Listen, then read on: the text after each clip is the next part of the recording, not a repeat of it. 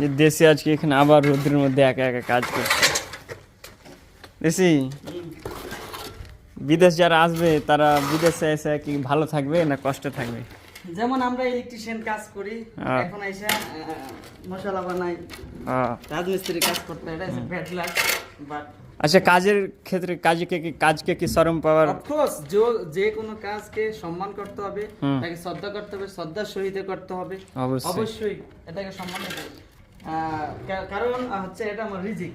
হ্যাঁ, এটা কাজ করলে আমাকে পয়সা দিবে, আমি বাড়িতে পাঠাবো, আমার ফ্যামিলি চলবো, ফ্যামিলি মেম্বার চলবো, বাবা মা ভাই বোন সবাই যারা হকদার আছে তাদেরকে একটু হলে রিজিক মিলবে।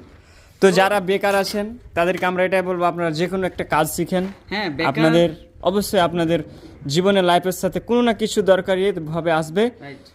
ধন্যবাদ, আমাদের সাথে থাকুন। আমাদের এই চ্যানেল নতুন চ্যানেল, আমাদেরকে সাবস্ক্রাইব করুন, আমাদের সাপোর্ট দিবেন, আমাদেরকে সাবস্ক্রাইব করবেন। আপনাদের জন্য আমরা রিয়েলিটি কোনো ন্যাচারাল ভিডিও নিয়ে এসে হাজির হব। ধন্যবাদ, ভালো থাকেন।